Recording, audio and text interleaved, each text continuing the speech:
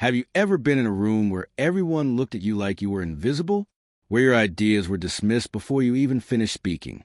Where someone looked you straight in the eye and called you worthless? I'm going to tell you a story today that might change the way you see conflict, toxic people, and most importantly, yourself. Because the most powerful response to toxic people isn't screaming back. It's silent action. And that's exactly what Sarah discovered when her world fell apart. Sarah worked at a marketing agency in downtown Boston. She was 28 years old, had a degree from a decent university, and genuinely loved what she did. Creating campaigns, connecting with audiences, finding that perfect message that makes people stop scrolling and actually pay attention. She was good at her job. Or at least, she thought she was. Her manager, Derek, seemed to think otherwise. Derek was one of those people who wore expensive suits and used big words to hide the fact that he had very little substance underneath. He had been with the company for 7 years, had climbed the ladder through politics rather than performance, and had mastered the art of taking credit for other people's work while deflecting blame for his own failures. From the moment Sarah joined his team, Derek made it clear that he saw her as a threat, not because she was aggressive or competitive, but because she was competent. And in a toxic environment, competence can be more dangerous than incompetence. It started small. Derek would forget to invite her to important meetings. He would reassign her projects at the last minute, giving them to less experienced team members. He would interrupt her during presentations, correcting details that didn't need correcting, making her look unprepared in front of clients. Sarah tried everything. She worked harder, stayed later, prepared more thoroughly. She thought if she could just prove herself, if she could just show him that she was valuable, things would change. They didn't. One afternoon, during a team meeting, Sarah presented an idea for a campaign she'd been developing for weeks. It was innovative, risky, but backed by solid research. She had analyzed consumer behavior patterns, identified an underserved market segment, and crafted a message that could genuinely resonate. She presented with confidence, with passion. For a moment, she saw a few heads nodding around the table. Then Derek leaned back in his chair, crossed his arms, and smiled. Not a friendly smile. The kind of smile that tells you someone is about to enjoy hurting you. He said, and I'm quoting directly here, because Sarah will never forget these words. You know what, Sarah? I've been patient with you. I've given you opportunities. But honestly, I don't think you have what it takes to succeed in this industry. This idea is naive. Your execution is sloppy, and frankly, you're just not good enough. Maybe marketing isn't for you. Maybe you should consider something less demanding. The room went silent. Not the kind of silence where people are thinking deeply. The kind of silence where everyone is looking at their shoes because they're grateful they're not the target. Sarah felt her face burn. Her heart pounded so hard she thought everyone could hear it. She wanted to scream. She wanted to cry. She wanted to defend herself, to list every accomplishment, every successful campaign, every positive client feedback. But something inside her stopped. Maybe it was instinct. Maybe it was exhaustion. Or maybe it was something deeper, something wiser that knew that fighting in that moment would only make things worse. She took a breath, looked Derek in the eye, and said, "Thank you for the feedback." Then she sat down. That night, Sarah sat in her tiny apartment, staring at the wall, replaying the humiliation over and over. She felt small, worthless, exactly the way Derek wanted her to feel. And that realization made something shift inside her. She thought about her grandfather, who had always told her about the ancient Stoics, philosophers who believe that you can't control what happens to you, but you can control how you respond. She had always thought it was just nice advice. That night, she realized it was survival. Sarah made a decision. She wasn't going to quit. She wasn't going to fight back with anger. She was going to do something far more powerful. She was going to prove Derek wrong through her actions, not her words. The next morning, Sarah arrived at work with a different energy. Not angry, not desperate to prove herself. Calm, focused.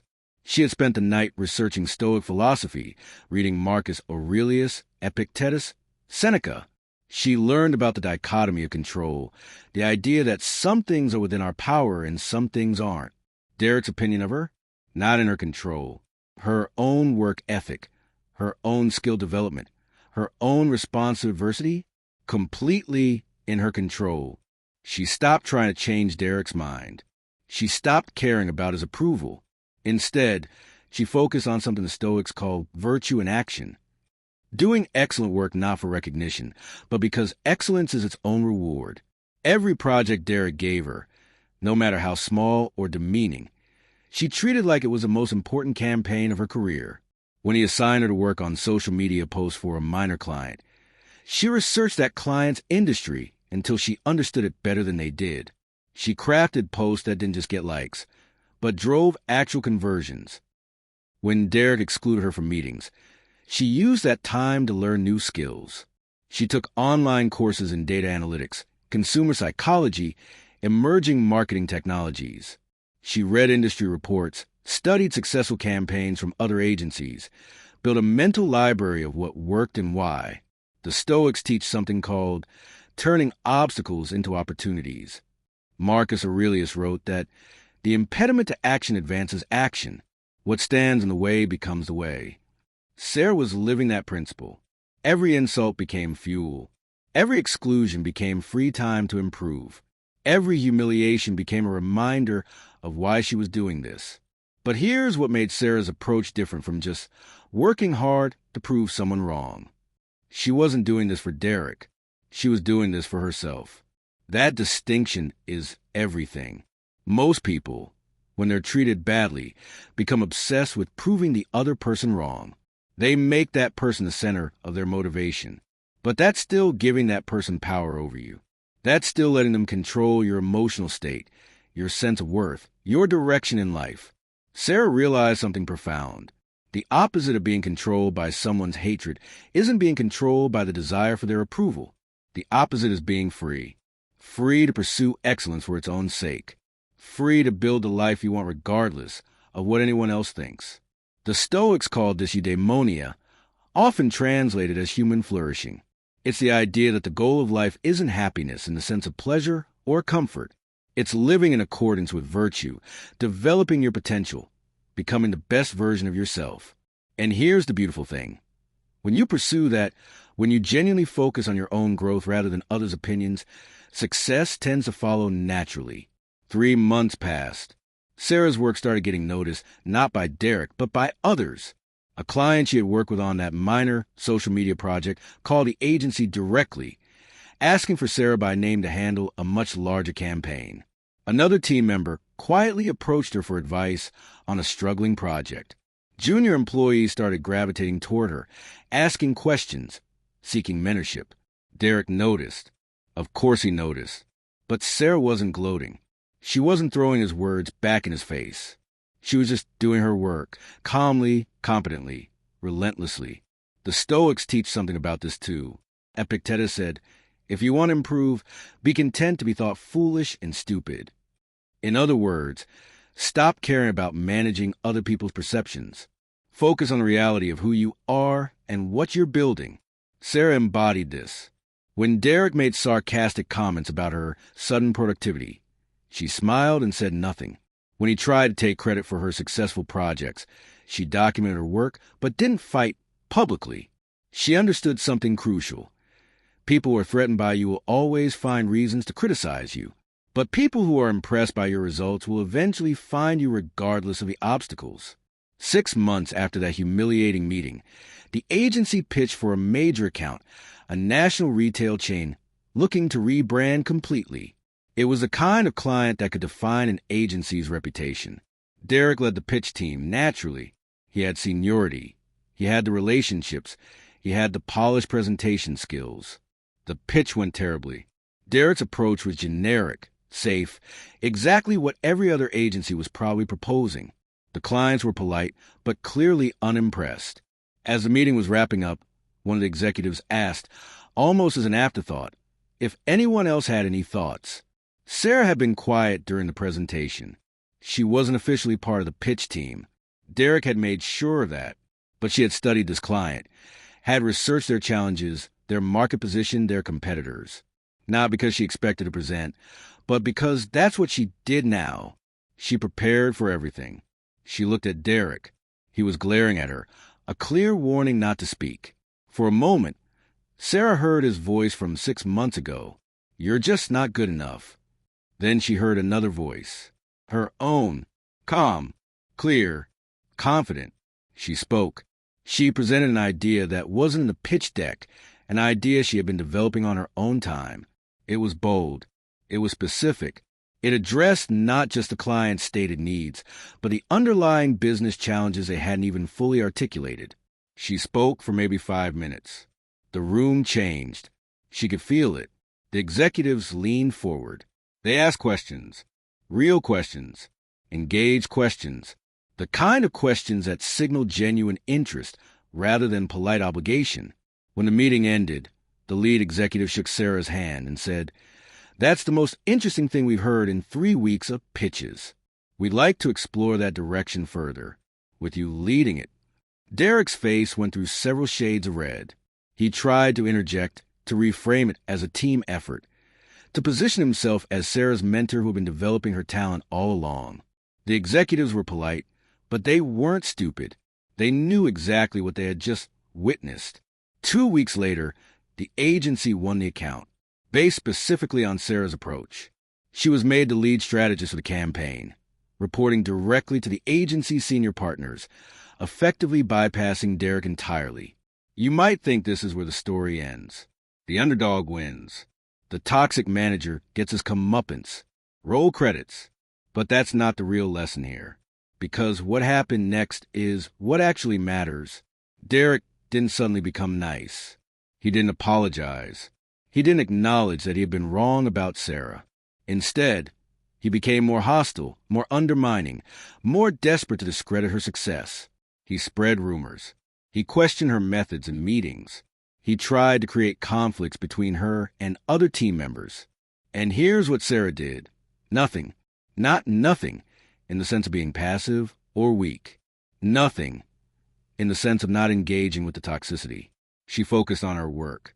She delivered exceptional results for the client.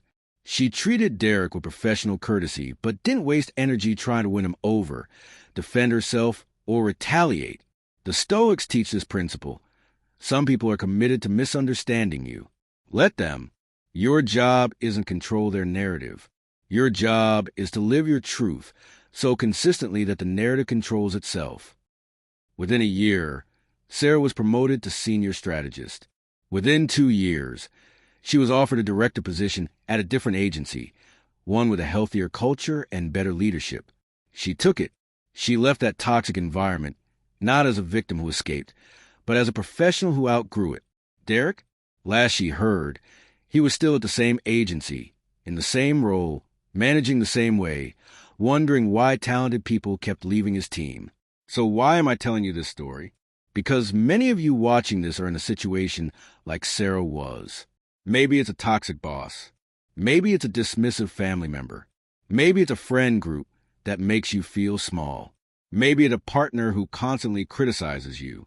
Maybe it's just a voice in your own head that keeps telling you you're not good enough, and you're trying to figure out how to respond. Should you fight back? Should you defend yourself? Should you try harder to prove your worth?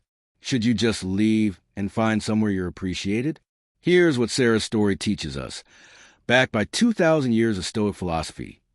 The most powerful response to people who diminish you isn't proving them wrong. It's proving yourself right.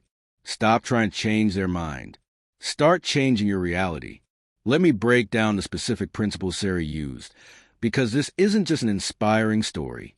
This is a practical framework you can apply starting today. First principle, accept what you can't control, master what you can. Sarah couldn't control Derek's behavior, his insults, his attempts to sabotage her. She could control her response, her work ethic, her skill development. The moment she stopped wasting energy on the first and focused all her energy on the second, everything changed. Most people do the opposite.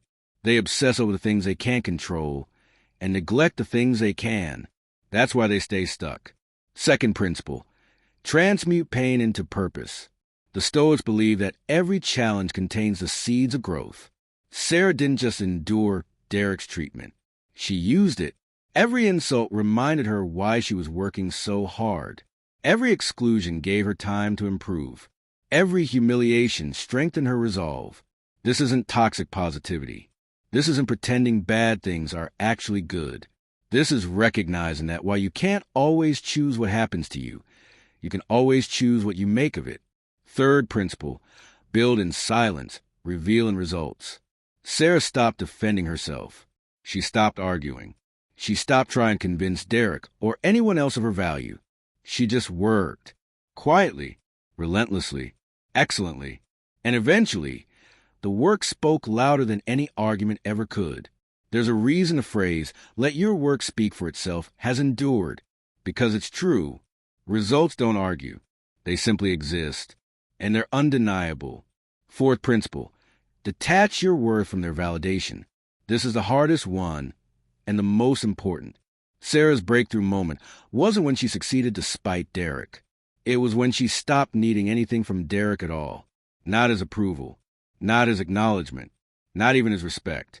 She found her sense of worth internally, in the quality of her work, in the integrity of her effort, in her own growth. Once she did that, Derek's opinions became irrelevant. Not painfully irrelevant, just irrelevant. Like whether in a country she doesn't live in anymore. Fifth principle, patience is power. Sarah didn't see results immediately. She worked for months with no external validation.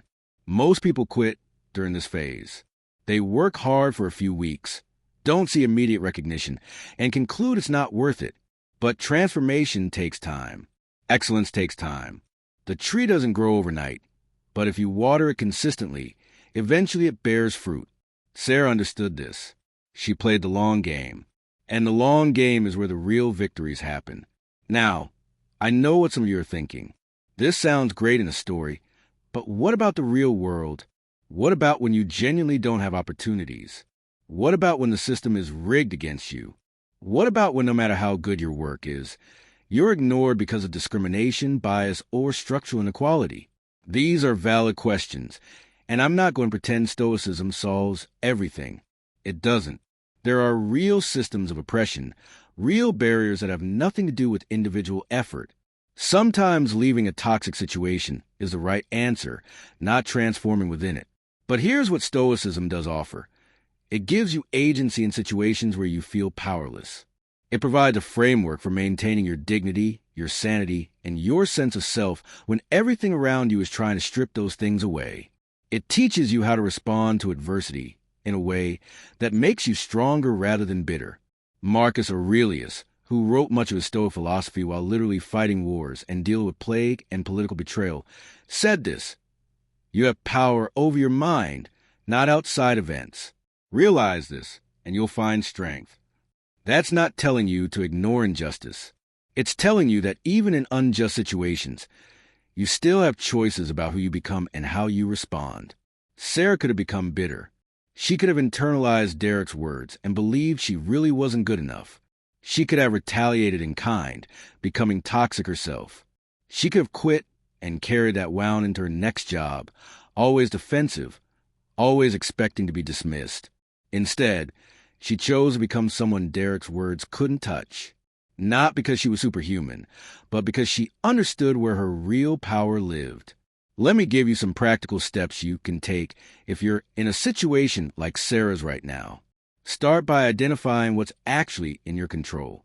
Write it down. Be honest. You might not be able to control whether your boss appreciates you, but you can control whether you're developing skills that other bosses will appreciate. You might not be able to control whether your family understands your choices, but you can control whether you're living according to your own values. You might not be able to control whether people respect you, but you can control whether you're becoming someone you respect. Next, create what the Stoics called a discipline of action. This means setting clear standards for your own behavior, regardless of how others treat you. Sarah's discipline was excellence in every project, no matter how small. Your discipline might be different. Maybe it's maintaining integrity, even when others are dishonest. Maybe it's staying calm when others are chaotic. Maybe it's showing kindness when others are cruel. Define your standard and hold to it, not for others, for yourself. Then practice emotional distancing. This doesn't mean becoming cold or unfeeling. It means recognizing that someone's opinion of you is just that, an opinion, It's not a fact about who you are. It's a reflection of who they are, what they value, what threatens them, what they understand. Derek's opinion of Sarah said nothing about Sarah and everything about Derek. When you really internalize this, insults lose their power, not because you don't hear them, but because you understand they're not actually about you. Document your work. Sarah did this. Keep records of your contributions, your successes, your efforts, not in a paranoid way, but in a factual way, because toxic people rewrite history. They take credit for your wins and blame you for their losses. Having documentation isn't about proving them wrong in arguments. It's about having objective reality on your side when opportunities arise or decisions get made. Build relationships outside the toxic dynamic. Sarah connected with clients, with other team members, with people who could see her value. Don't isolate yourself. Toxic people want you isolated because that makes you easier to control and dismiss.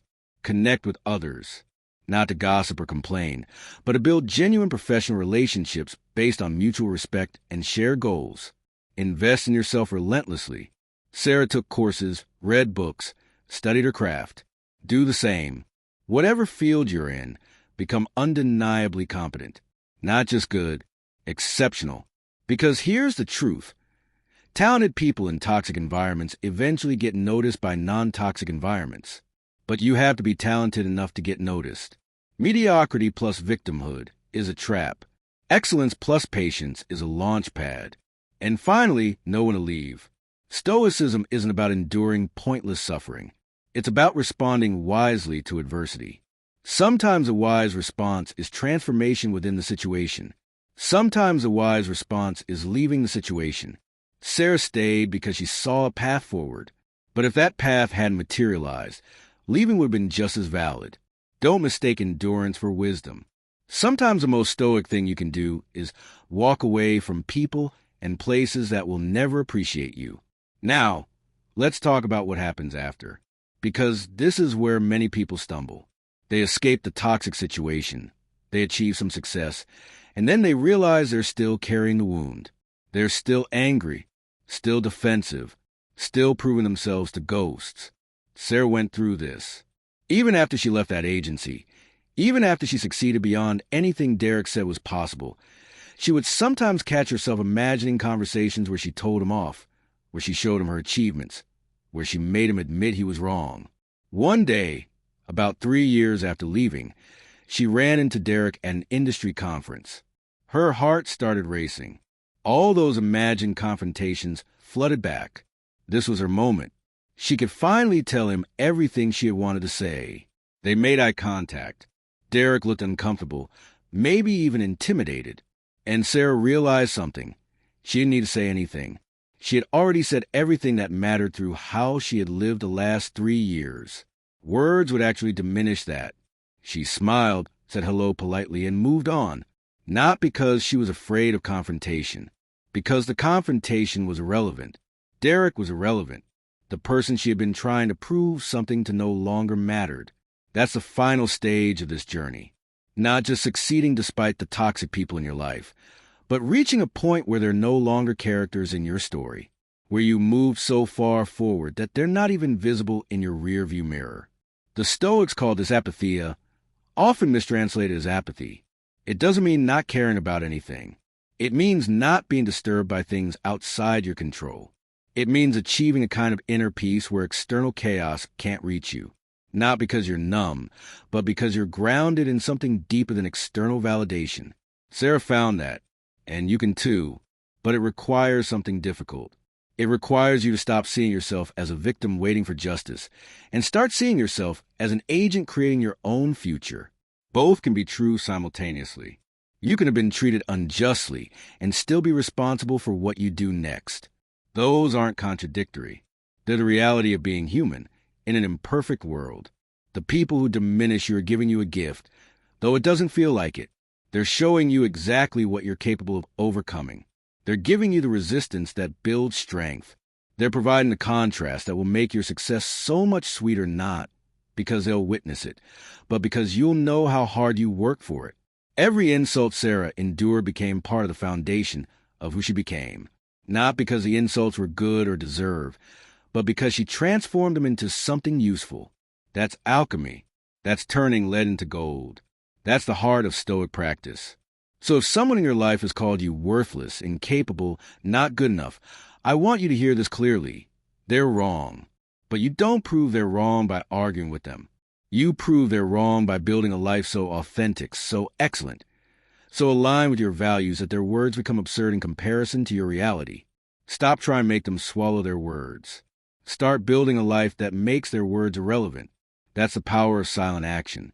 That's the wisdom of Stoicism. That's what Sarah discovered, and that's what's available to you right now, today, in whatever situation you're facing. Your move. If this story resonated with you, if you're ready to stop letting toxic people control your narrative and start building the life you actually want, then do me a favor. Don't just watch this video and move on. Take action. Right now. Choose one principle we talked about and implement it today. Maybe it's identifying what's in your control. Maybe it's setting a standard for your own behavior. Maybe it's starting to document your work. Maybe it's simply deciding that you're done seeking validation from people who will never give it. Whatever it is, do it now. Because transformation doesn't happen when you feel inspired. It happens when you take inspired action. Comment below and tell me which principle you're committing to. Let's build a community of people who refuse to let toxic environments define them, who choose growth over grievance, who understand that the best revenge isn't revenge at all. It's becoming so successful, so at peace, so full of yourself that the people who try to diminish you become irrelevant. And if you want more content like this, real stories, practical philosophy, tools you can use to transform adversity into advantage, then subscribe to this channel. Hit that notification bell. Share this video with someone who needs to hear it. Because somewhere out there, someone is sitting in their version of that meeting room, hearing their version of Derek's words, wondering if maybe they really aren't good enough. They need to know that those words are lies. They need to see that there's another way. They need Sarah's story. Give it to them. Your life is happening right now, not someday when the toxic people apologize or recognize your worth. Right now. You can waste it trying to prove something to people who will never see it, or you can invest it becoming someone undeniable. The choice, as it always is yours. What will you choose? Continuing? 3 years after that meeting at the conference, Sarah sat in her new office, now the director of creative strategy at one of New York's most respected agencies. The view from a window showed the city stretching endlessly, full of possibilities. She had a team of 12 working under her leadership, projects with brands she used to admire only from afar, and most importantly, she had peace. But the story doesn't end with Sarah triumphant and Derek forgotten. Because real life is more complex, more interesting, and more instructive than simplistic happy endings. And it's in this complexity that we find the most profound lessons. Sarah began to notice something in the months following her promotion. She was receiving messages from people who had worked with her at that first agency. Not just close colleagues, but people she barely knew. They told strikingly similar stories. Derek hadn't been toxic just to her. There was a pattern. An assistant he'd reduced to tears in public meetings. A designer who developed severe anxiety under his management. A copywriter who simply disappeared one day, leaving a 2-line resignation letter. Sarah realized something the Stoics deeply understood. Toxic people rarely have just one victim. They have a pattern of behavior. And this pattern continues until someone stops it or until the consequences become inevitable. But here's where Stoic philosophy becomes even more interesting. Seneca wrote, "Revenge is always the weapon of the weak." Sarah could have used this information. She could have organized a collective complaint, spoken to HR, and spread these stories throughout the industry. And perhaps that would have been justified. But she chose a different path. She began mentoring these people, not as Derek's victims, but as professionals with potential. She shared what she had learned about transforming toxic environments into fuel for growth. She helped them develop skills, make connections, and find opportunities. She transformed Derek's network of pain into a network of growth. This wasn't pure altruism. Sarah realized something powerful. When you help others overcome the same adversities you overcame, you solidify your own learning. You transform your experience from an isolated event into a replicable pattern. You become not just someone who survived, but someone who can teach others how to thrive. Marcus Aurelius wrote in his Meditations, "The best revenge is not to be like your enemy." Sarah was living this. She wasn't becoming a mirror version of Derek, using her power to diminish others. She was using her experience to elevate people. And here's what happened. Within 2 years, 5 people who had worked under Derek were in significantly better positions at other companies. They didn't run away defeated. They strategically repositioned themselves. And they all credited Sarah, at least in part, for helping them see that the problem wasn't with them, but with their environment. Derek? His agency started having trouble retaining talent. Projects started failing because the people who actually did the work were leaving. Clients started noticing. And eventually, inevitably, upper management noticed too. Sarah had nothing to do with it directly. She didn't campaign against him. She simply removed his talent and helped others remove theirs. And a toxic ecosystem, when deprived of the talented people who sustain it, eventually collapses under its own weight. But let's get back to you, because this story has layers we still need to explore. Layers that go beyond just dealing with a toxic boss or a hostile work environment. The most profound truth Sarah discovered, in which the Stoics taught 2,000 years ago, is this: you're not just responding to toxic people. You're building your character. And your character is the only thing you truly carry with you throughout your life. Each time Sarah chose to respond with excellence rather than anger, she was retraining her own neural patterns. Each time she chose to focus on what she could control, rather than ruminate on what she couldn't, she was literally rewiring her brain. Modern neuroscience confirms what the Stoics intuited. Our habits of thought and response physically shape our neural structure. This means that every toxic interaction is an opportunity. Not a pleasant opportunity. Not an opportunity you would choose, but an opportunity nonetheless. It's a chance to practice responding in a way that makes you stronger instead of weaker, wiser instead of more bitter, more capable instead of more victimized. Let me be very clear here. This is not victim blaming. You are not responsible for other people's toxic behavior. You didn't cause it. You don't deserve it. But you are responsible for your response. And your response determines who you become. Sarah could have become cynical. She could have learned that people are cruel, that hard work doesn't matter, that the world rewards politicians over producers. Many people learn these exact lessons in similar situations, and then these lessons become self-fulfilling prophecies. They stop working hard because there's no point anyway. They become politicians because that's how the game works. They treat other people badly because everyone does it. Sarah could have followed this path. It would have been easier in many ways. It takes less effort to be cynical than to be excellent. It takes less vulnerability to give up than to keep trying. It takes less courage to complain than to build. But she chose differently. And that choice wasn't made once in that humiliating meeting. It was made 1,000 times in the following months. Every morning when she woke up and resolved to excel, every time Derek made a sarcastic comment and she chose not to react, every night when she studied instead of ruminating, every situation where she could have chosen the easy path of bitterness, but chose the hard path of growth. The Stoics called this a more fatty love of fate, not in the sense of liking everything that happens to you, but in the sense of fully accepting your reality and then working with it rather than against it. It's the difference between why is this happening to me and what can I do about what's happening. This shift in perspective is everything. It's the difference between being a victim of your circumstances and being an agent in your own life. And here's what's crucial to understand. You can be both. You can acknowledge that you've been treated unfairly and still take full responsibility for what you do next. These aren't contradictory positions. They're the reality of the human condition. Now, let me tell you what happened 5 years after that first humiliation. Sarah was speaking at a marketing conference. She had been invited to speak about resilience in challenging corporate environments. As she waited backstage, looking over her notes one last time, someone approached her. It was Derek. He looked older, more tired. The sharp edges of his arrogance had been softened not by kindness, but by defeat. He'd been demoted at the agency. Sarah had heard through the industry gossip network. Not fired, but moved to a position with less responsibility. less visibility, less power. Derek stood there for a moment, clearly uncomfortable. Then he said, "Sarah, I just want to say that I've watched your career. You've done well for yourself." It wasn't an apology. It was an acknowledgement of what he'd done. It was the most someone like Derek could offer, an oblique admission that he was wrong. Sarah could have seized this moment. She could have said something cutting, something that made it clear how much he had hurt her and how completely she was over him. She could have made him feel a fraction of what she had felt in that conference room 5 years ago.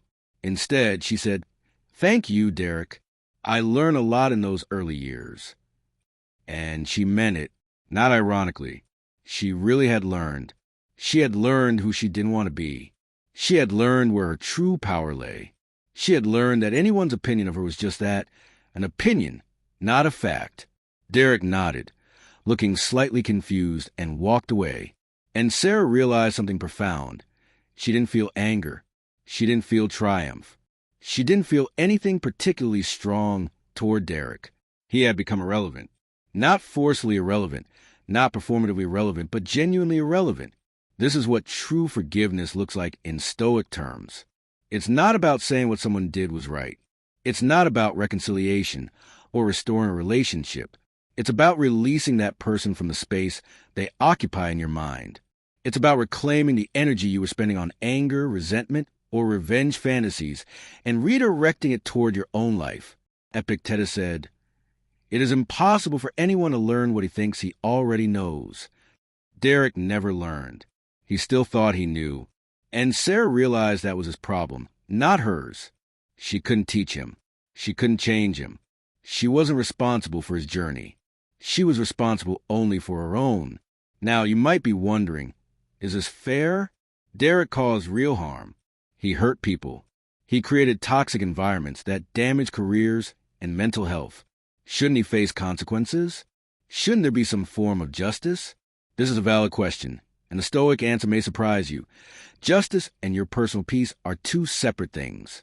You can believe someone deserves consequences without making that person's consequences your personal project.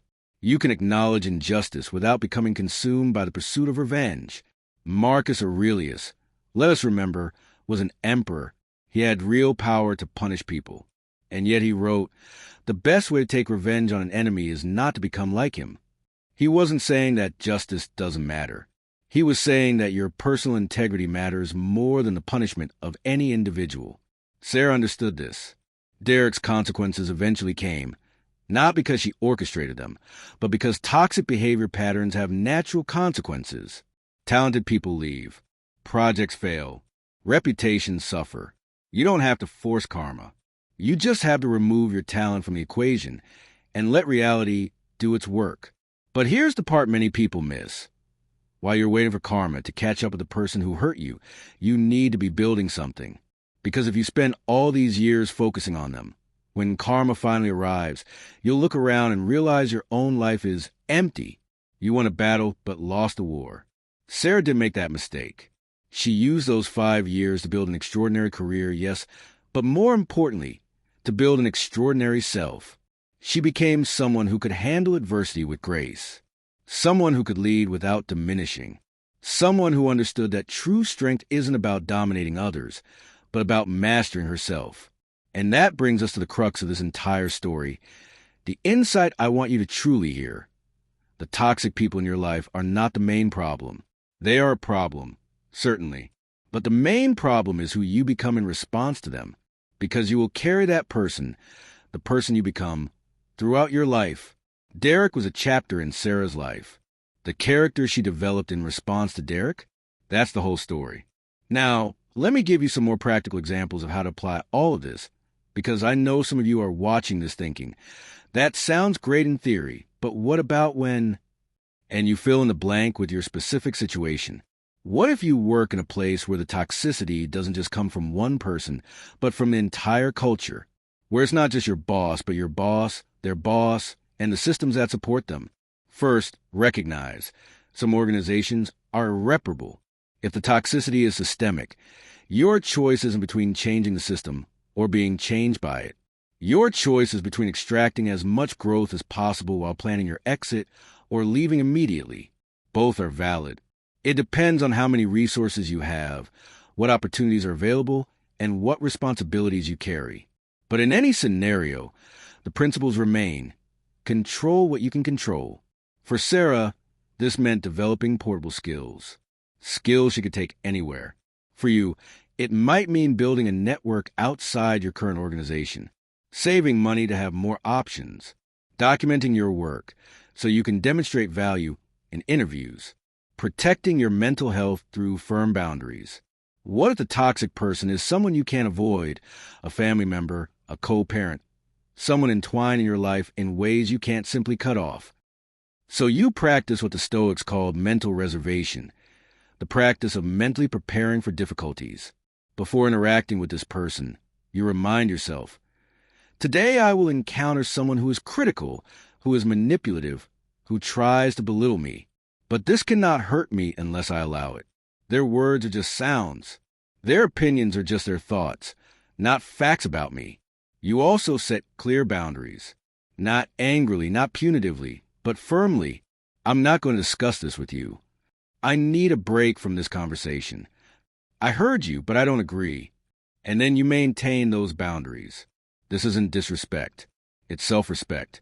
What if you've tried all of this and still feel stuck, still wake up every morning with that weight on your chest, still lose sleep replaying conversations, still feel small? So you seek support. Therapy isn't weakness. It's maintenance. You wouldn't expect your car to run forever without maintenance. Why would you expect that of your mind? Sarah eventually worked with therapists who helped her process the trauma of those early years. Not because she was weak, but because she was wise enough to recognize when she needed help. You also find your community.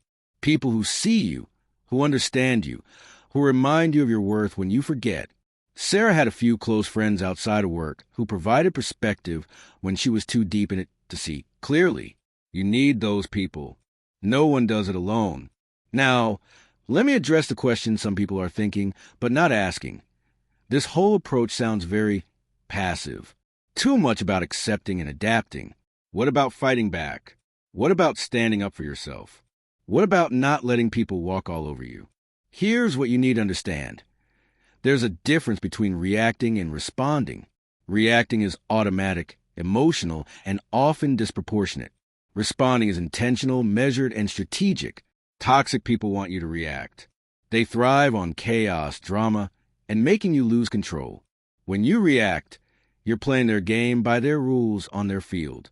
When you respond, when you take a moment to think, to choose, to act according to your values instead of your emotions, you change the game completely. You're not submitting. You're positioning yourself strategically. You're not accepting. You're choosing your battles. You're not being passive. You're being powerful in the only way that lasts. Did Sarah defend herself? Absolutely. But she defended herself through competence, through results, through building a reputation that spoke louder than anything Derek could say. She didn't defend herself by shouting louder in meetings. She defended herself by becoming undeniable. There is power in stillness. There is strength in self-control. There is victory in refusing to be brought down to the level of someone who cannot reach yours. So let me ask you directly, where are you on this journey right now? Are you at the stage where the pain is fresh, where the words still sting, where you just want someone to acknowledge that you've been hurt? That's a valid stage. Feel it, process it, but don't get stuck there, because there's work to do. Or are you at the stage where you're trying to prove something, where every success is measured against that one person who doubts you, where you're building, yes, but you're building for an audience of one? This stage is also common. But recognize, while you're still building to prove something to them, they still have power over you. Or maybe you're at the stage where they become irrelevant, where you've built something so genuinely yours that their opinion no longer registers, where you can meet them and feel nothing, no triumph, no anger, just quiet indifference. That's where you're going. Keep moving.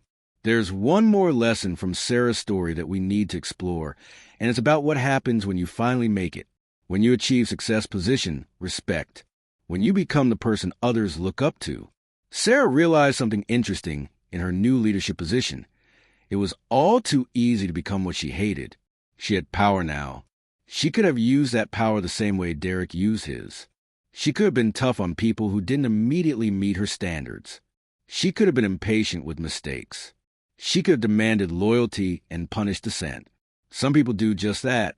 They suffer under toxic leadership, finally escape, gain their own position of power, and then perpetuate the cycle. I went through it, so you can too. I had to prove myself, so you can too. I didn't get support, so why should I give it? It's a perverse logic, but it's common, because there's something comforting in believing that your suffering was necessary, that it built character, that it made you who you are. If you admit that you could have learned the same lessons without the abuse, then you have to confront the fact that you suffered needlessly. And that hurts. Sarah chose differently. She decided that the lessons she learned didn't require others to suffer. She could teach resilience without creating adversity. She could build strength in her team through challenge, not humiliation. This is what I call breaking the cycle. And it's one of the most important things you can do. Because if you suffer, grow, succeed, and then make other people suffer, you haven't won. You've just become another iteration of the problem. Marcus Aurelius wrote about this. He talked about how easy it was for people in power to become tyrants, and how important it was to remain virtuous even when you could get away with being cruel. He had absolute power over an empire. He could have done anything, and he chose to try to be just, to be wise, to be humane. You may not have power over an empire, but you do have power over how you treat the people around you. You have power over the kind of environment you create. You have power over whether you pass on pain or healing. Sarah understood this. So she built a team where people were challenged but supported, where mistakes were learning opportunities, not reasons for humiliation, where feedback was honest but respectful, where talent was nurtured, not exploited. And here's what happened. His team outperformed all others, not because they worked longer hours. They didn't. Not because they were more talented to begin with. They weren't. But because they worked in an environment where they could think creatively instead of defensively, where they could take risks without fear of destruction, where they knew their value as individuals wasn't tied to the success of each individual project. It turns out the Stoics were right. Virtue isn't just morally correct, it's practically effective. Treating people well isn't just good, it's smart. Building healthy environments isn't just kind, it's profitable. But Sarah didn't do it because it was effective. She did it because it was right. Because she had decided that the kind of person she would become would not be determined by what Derek did to her, but by what she chose to do with what Derek did. This is agency. This is freedom. This is power. Now, we're nearing the end of this story, but before we get there, there's one last thing I need you to understand. This isn't just a story about overcoming a toxic boss. It's a story about something much bigger. It's about the most fundamental decision any human being faces. Will you live reactively or intentionally? Will you be pushed by life or will you navigate it? Will you be defined by what happens to you or by what you do with what happens to you? All Stoic philosophy boils down to this choice. Epictetus was a slave who became one of the most influential philosophers in history because he understood that even without physical freedom, he had mental freedom.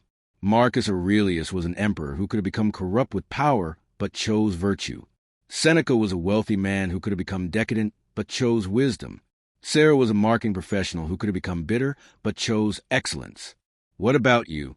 Who will you choose to be? Because here's the ultimate truth. The toxic person in your life will eventually leave.